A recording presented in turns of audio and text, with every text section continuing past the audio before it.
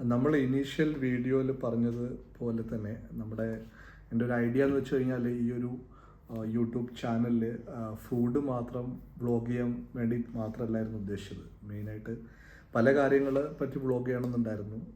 ഞാൻ ചെയ്യുന്ന പല കാര്യങ്ങളെ പറ്റി, ചെസ്സിനെ പറ്റി, ഫുട്ബോളിനെ പറ്റി. ഫുട്ബോൾ കളിക്കുകയല്ല അതിൽ കൂടുതൽ കാണുന്നത്.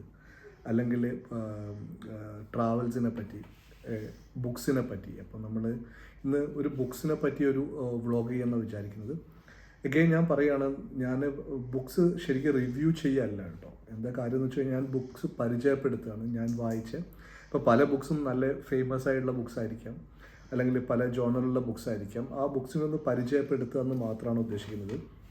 എന്താ കാര്യം എന്ന് വെച്ചാൽ ഈ ബുക്സ് തന്നെ നമ്മൾ വായിക്കുന്ന ബുക്സുകളുടെ എണ്ണം കുറവായതുകൊണ്ട് തന്നെ നമ്മൾ വായിക്കുന്നതെല്ലാം വളരെ നോൺ ആയിട്ടുള്ള ബുക്സാണ് ജനറലി. അല്ലെങ്കിൽ നമ്മൾ ശ്രദ്ധിക്കുന്നത് എന്ന് പറയുന്നത് വളരെ നോൺ ആയിട്ടുള്ള ബുക്സാണ്. അപ്പം when it comes to my reading, അതൊരു ഭയങ്കര ഒരു എവല്യൂഷൻ സംഭവിച്ച കാര്യമാണ്. ഇപ്പം ഞാൻ ചെറുപ്പത്തിലെല്ലാം തന്നെ ഏറ്റവും കൂടുതൽ വായിച്ചതെന്ന് പറയുന്നത് എന്ത് കിട്ടിയാലും വായിക്കുന്ന ഒരു സമയം ഉണ്ടായിരുന്നു ആദ്യം, വളരെ ചെറുതായപ്പം.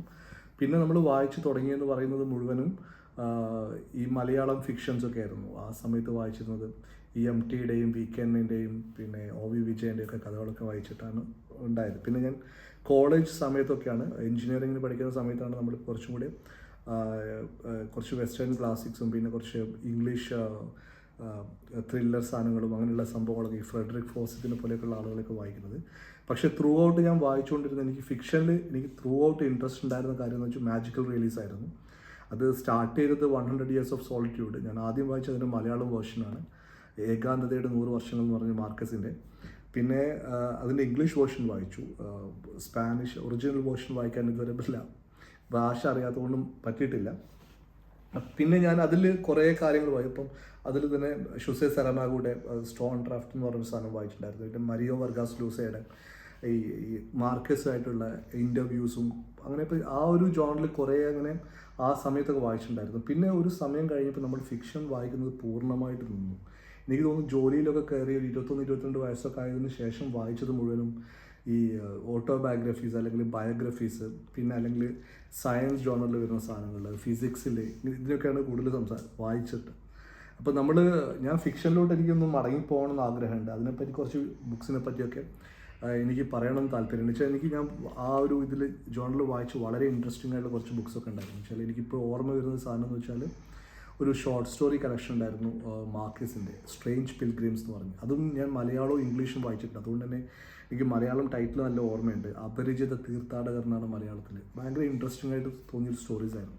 അപ്പം ഞാൻ ഇന്ന് ഉദ്ദേശിക്കുന്നത് ഒരു ഓതറെയും പരിചയപ്പെടുത്തുക, പിന്നെ വേറെ ഒരു ബുക്കും സ്പെസിഫിക് ആയിട്ട്. അപ്പോൾ ആ ഓതറുടെ ഞാൻ വായിച്ചിരിക്കുന്ന 3 സാധനങ്ങളും പിന്നെ വേറൊരു ബുക്കും പരിചയപ്പെടുത്തുകയാണ്. ആ ഓതർ എന്ന് പറയുന്നത് വാൾട്ടർ ഐസക്സൺ ആണ്. അപ്പം ഞാൻ വാൾട്ടർ ഐസക്സൻ്റെ ആദ്യമായിട്ട് വായിക്കുന്നത് സ്റ്റീവ് ജോബ്സിൻ്റെ ബയോഗ്രഫിയാണ് വായിക്കുന്നത്. ഓക്കെ, അപ്പം 2011 സ്റ്റീവ് ജോബ്സ് മരിച്ചപ്പം ഞാൻ വളരെ കാത്തിരുന്ന് വാങ്ങിച്ചൊരു ബുക്കാണ് ഈ ഒരു സ്റ്റീവ് ജോബ്സിൻ്റെ വാൾട്ടർ ഐസക്സൻ്റെ ബയോഗ്രഫി. ഇതിൻ്റെ കവർ പേജ് പോയിട്ടുണ്ട്. അതുകൊണ്ട് കുറച്ച് കാലം ഇതിപ്പോൾ ഓൾമോസ്റ്റ് 11 വർഷം മുമ്പ് വാങ്ങിച്ച ബുക്കാണ്. ജോബ്സിനെ പറ്റി ഞാൻ ആദ്യം വായിക്കുന്നത് ഐക്കൺ എന്ന് പറഞ്ഞൊരു ചെറിയൊരു ബയോഗ്രഫിയാണ്. അത് ജോബ്സ് ജീവിച്ചിരിക്കുമ്പോൾ തന്നെ ഉണ്ടായിരുന്ന സാധനമാണ്, എഴുതിയ ആളാണ്. പിന്നെ വേറൊരു ബിക്കമിങ് സ്റ്റീവ് ജോബ്സ് എന്ന് പറഞ്ഞ വേറൊരു ബുക്ക് വായിച്ചിട്ടുണ്ടായിരുന്നു. അത് വാൾട്ടർ ഐസക്സൻ്റെ അല്ല. വാൾട്ടർ ഐസക്സൺ എഴുതിയ ജോബ്സിൻ്റെ ഈ ബയോഗ്രഫിയാണ്. ഐസക്സൻ്റെ വേറൊരു ഭയങ്കര ഇൻട്രസ്റ്റിംഗ് വർക്കായിട്ട് എനിക്ക് തോന്നിയ ബുക്ക് എന്ന് പറയുന്നത് ഇതാണ്, ഐൻസ്റ്റൈൻ്റെ ഹിസ് ലൈഫ് ആൻഡ് യൂണിവേഴ്സ് എന്ന് പറഞ്ഞിട്ട്. അപ്പം ഐസക്സിനെ പറ്റി പറയുകയാണെങ്കിൽ എനിക്ക് തോന്നുന്നത് വെച്ച് കഴിഞ്ഞാൽ എന്തിനെ പറ്റിയാണ് എഴുതുന്നത് അതിൽ വളരെ ഗ്രാഹ്യമായിട്ട് നോളജുള്ള, അല്ലെങ്കിൽ ഭയങ്കര ഡീപ്പായിട്ട് പോയിട്ട്.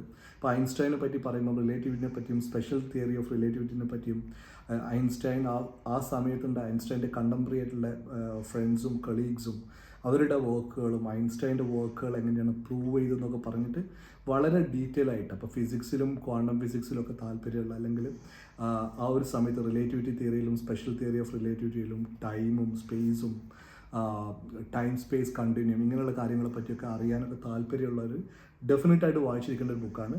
ഐൻസ്റ്റൈൻ്റെ life itself is quite interesting അപ്പോൾ അത് വളരെ ഡീറ്റെയിൽ ആയിട്ട് ഐൻസ്റ്റൈൻ്റെ വർക്കിനെ പറ്റി ക്ലിയർ ആയിട്ട് പറയുന്ന ബുക്കാണ് ഐൻസ്റ്റൈൻ്റെ ഹിസ് ലൈഫ് ആൻഡ് യൂണിവേഴ്സ് എന്ന് പറഞ്ഞ വാൾട്ടർ ഐസക്സൺ. ഇത് ഞാൻ രണ്ടാമത് വായിച്ചാണ്. അതേപോലെ തന്നെ സ്റ്റീവ് ജോബ്സിൻ്റെ the whole like philosophy of like Apple അതിനെപ്പറ്റി വളരെ ക്ലിയർ ആയിട്ട് പറയുന്ന ഒരു സാധനമാണ് ഈ സ്റ്റീവ് ജോബ്സിനെ പറ്റി വാൾട്ടർ ഐസക്സന് എഴുതിയ ഒരു സാധനം. പിന്നെ ഞാനിപ്പം വായിച്ച് തുടങ്ങിയ ബുക്കാണ്, ഞാൻ വായിച്ചിട്ട് വലിയൊരു ബുക്കാണ് ലിയനാർഡോ ഡാവിഞ്ചി ദ ബയോഗ്രഫി എന്ന് പറഞ്ഞിട്ട് വാൾട്ടർ ഐസക്സൻ്റെ വർക്കാണ്. നല്ല ഇൻട്രസ്റ്റിംഗ് ആണ്. അതിപ്പം നമ്മൾ ഇപ്പം ഡാവിഞ്ചി എന്ന് പറയുമ്പം എല്ലാം വരുന്നതാണ്. അപ്പം അതിൽ സയൻസും ആർട്ടും ഫിലോസഫിയും എല്ലാം വളരെ ഡീറ്റെയിൽ ആയിട്ട് ഡാവിഞ്ചിയുടെ ലൈഫിനെ പറ്റി വളരെയധികം റിസർച്ച് ചെയ്തിട്ട് ഐസക്സൺ എഴുതിയൊരു ബുക്കാണ് ലിയനാർഡോ ഡാവിഞ്ചി ദ ബയോഗ്രഫി എന്ന് പറഞ്ഞിട്ട്. ഭയങ്കര ഇൻട്രസ്റ്റിംഗ് റീഡാണ്. എനിക്ക് കംപ്ലീറ്റ് ചെയ്യാൻ പറ്റിയിട്ടില്ല. ഇപ്പോൾ എന്താ കാര്യം എന്ന് വെച്ച് കഴിഞ്ഞാൽ ഇത് വലിയൊരു ബുക്കായതുകൊണ്ട് തന്നെ ട്രാവൽ ചെയ്യുമ്പോൾ ഒന്നും ഞാൻ ഈ ബുക്ക് എടുക്കാറില്ല. ഇപ്പോൾ ട്രാവൽ ചെയ്യുമ്പോഴുള്ള മിക്ക വായനയും കിൻഡിലിൽ കൂടെയാണ് വായിക്കുന്നത്. അതുകൊണ്ട് തന്നെ ഇത് വീട്ടിലുള്ള സമയത്ത് എപ്പോഴെങ്കിലും വായിച്ചെങ്കിലും മാത്രമേ ആയിട്ടുള്ളൂ. അതുകൊണ്ട് ഇത് ഫിനിഷ് ചെയ്യാൻ പറ്റിയിട്ടില്ല. ഇതിൻ്റെ ഒരു പേസ് കുറവായതുകൊണ്ടല്ല ഇത് ഫിനിഷ് ചെയ്യാത്തത്, ഇതിന് സമയം കിട്ടാത്തത് കൊണ്ടാണ്. ഓൾമോസ്റ്റ് 550 പേജസ് പ്ലസ്സുള്ളൊരു ബുക്കാണ്. ഈ എല്ലാതും തന്നെ കേട്ടോ. അപ്പം ഐൻസ്റ്റൈൻ എന്ന് പറയുന്ന ഹിസ് ലൈഫ് ആൻഡ് യൂണിവേഴ്സ് എന്ന് പറയുന്ന ബുക്കാണെങ്കിൽ കൂടെ ഓൾമോസ്റ്റ് 600 പേജ് ഉണ്ട്. സ്റ്റീവ് ജോബ്സിൻ്റെയും ഓൾമോസ്റ്റ് സെയിം ഒക്കെ തന്നെയാണ്. അപ്പം ഈ ഒരു 3 ബുക്ക് വാൾട്ടർ ഐസക്സൻ്റെ ഈ ബയോഗ്രഫീസ് ഭയങ്കര ഇൻട്രസ്റ്റിംഗ് ആണ്. വായനയെല്ലാം നമ്മൾ കുറേ കാലം നിന്ന് പോകുമ്പം വീണ്ടും വായന റീസ്റ്റാർട്ട് ചെയ്യാൻ പറ്റിയ ബുക്സായിട്ട് എനിക്ക് എപ്പോഴും തോന്നിയിട്ടുള്ളത് ഭയങ്കര ഇൻസ്പയറിംഗ് ആയിട്ടുള്ള ബയോഗ്രഫിയാണ്. ഞാൻ സ്റ്റീവ് ജോബ്സിൻ്റെ ഒരു വലിയ ഫാനാണ്. പുള്ളിയുടെ ഒരു മാർക്കറ്റിംഗ് ഫിലോസഫിയും മാർക്കറ്റിംഗ് സ്റ്റൈലും ഓൾമോസ്റ്റ് ഞാൻ ഏറ്റവും കൂടുതൽ വായിച്ചൊരു വ്യക്തി എന്ന ഒരാളുണ്ടെങ്കിൽ അത് സ്റ്റീവ് ജോബ്സിനെ പറ്റിയായിരിക്കും. അപ്പോൾ എനിക്ക് കിട്ടാവുന്ന ആർട്ടിക്കിൾസും ബുക്സും ഒക്കെ ഞാൻ പുള്ളിയെ പറ്റി വായിച്ചിട്ടുണ്ടായിരുന്നു. അപ്പോൾ അതിൽ നിന്ന് തന്നെ എനിക്ക് വളരെ ഇൻസ്പയർഡ് ആയിട്ട് തോന്നിയൊരു കമ്പനിയായിരുന്നു, അല്ലെങ്കിൽ സ്റ്റീവ് ജോബ്സിന് വളരെയധികം താല്പര്യമുള്ളൊരു കമ്പനിയായിരുന്നു നൈക്കി. അപ്പം സ്റ്റീവ് ജോബ്സ് യൂട്യൂബിലൊക്കെ നിങ്ങൾ നോക്കിയാൽ മനസ്സിലാവും. Steve jobs actually think different എന്ന് പറഞ്ഞ ക്യാമ്പയിൻ ഇൻറ്റേർണൽ എംപ്ലോയീസിന് വേണ്ടിയിട്ട് എക്സ്പ്ലെയിൻ ചെയ്യുന്ന ഒരു ചെറിയ ഷോർട്ട് വീഡിയോ ഉണ്ട് യൂട്യൂബിൽ.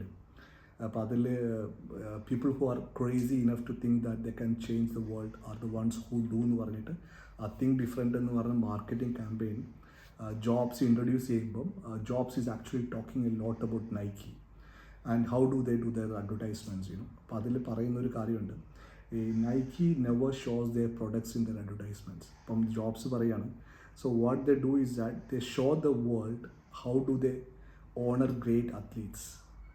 ഓക്കെ, അപ്പോൾ അതാണ് നൈക്കിയുടെ ഒരു അഡ്വർടൈസ്മെൻറ്റ് സ്റ്റൈൽ. അപ്പോൾ എനിക്ക് അന്ന് തന്നെ നമ്മൾ ഡെഫിനറ്റ്ലി നമുക്ക് നൈക്കിയെ പറ്റി നന്നായിട്ട് അറിയാം. Why are they different from any other sports goods manufacturers എന്നൊക്കെ നമുക്ക് വളരെയധികം വായിച്ചിട്ടുള്ള ആളാണ്. അങ്ങനെയാണ് ഞാൻ യാദൃശ്ചികമായിട്ട് ഷൂ ഡോഗ് എന്ന് പറഞ്ഞിട്ട് ഫിൽ നൈറ്റ് ഈ നൈക്കിയുടെ ഫൗണ്ടർ എഴുതിയൊരു സോർട്ട് ഓഫ് എ ബയോഗ്രഫിയാണ്. ഭയങ്കര ടച്ചിങ് ആയിട്ടുള്ളൊരു സംഭവമാണ്. ദ ഹോൾ നൈക്കി ജേർണി വളരെ ഇൻട്രസ്റ്റിംഗ് ആയിട്ടുള്ള, നമുക്കൊരു ഭയങ്കര ത്രില്ലറൊക്കെ വായിക്കുന്ന പോലെ അത്രയും പേസിൽ വായിച്ചു പോകാൻ പറ്റിയൊരു ബുക്കാണ്. എനിക്ക് ഭയങ്കര ഇഷ്ടപ്പെട്ട ഒരു സംഭവമാണ്. അപ്പോൾ അതിൽ പുള്ളിയുടെ അഡ്വർടൈസ്മെൻറ്റ് ഫിലോസഫിയും പുള്ളി എങ്ങനെയാണ് നൈക്കി എന്ന് പറഞ്ഞൊരു കമ്പനി വളർത്തിക്കൊണ്ടുവന്നതെന്നും he used to be a dealer of Tiger brand from Japan earlier. അപ്പം ആ ഒരു ജേർണി വളരെ ഡീറ്റെയിൽ ആയിട്ട് എക്സ്പ്ലെയിൻ ചെയ്തിട്ട് വളരെ ഇൻട്രസ്റ്റിംഗ് ആണ്, നല്ല പേസ് ഉണ്ട്.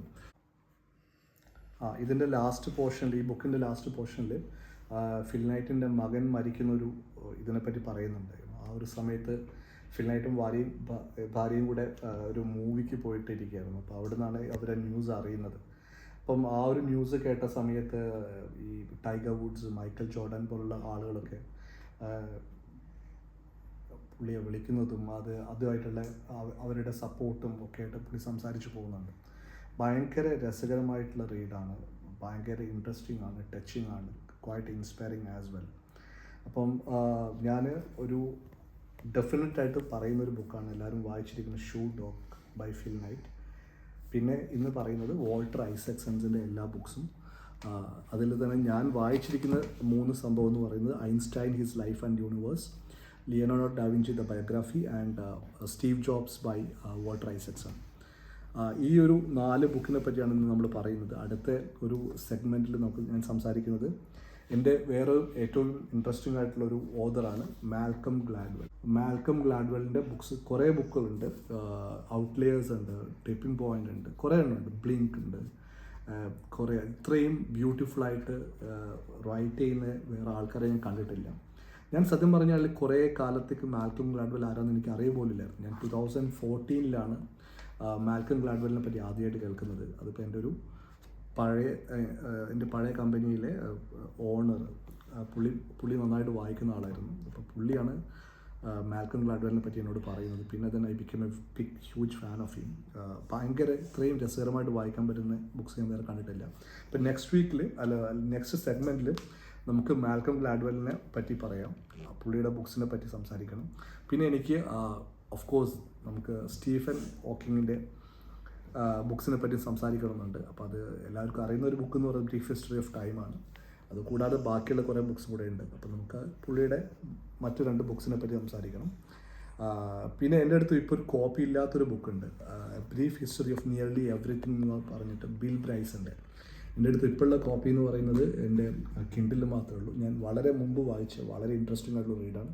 അപ്പോൾ അതിനെപ്പറ്റിയും കൂടുതൽ സംസാരിക്കാം. അപ്പം ഇനി നെക്സ്റ്റ് സെഗ്മെൻറ്റിൽ കാണാം. നമ്മൾ വേറെ കുറച്ച് ബുക്സ് പരിചയപ്പെടുത്തുന്നതായിരിക്കും. നമുക്ക് ഓരോ ജോണർ കഴിഞ്ഞിട്ട് നമ്മൾ then will move on to fiction and non fiction and other stuff like that. Okay, that's it.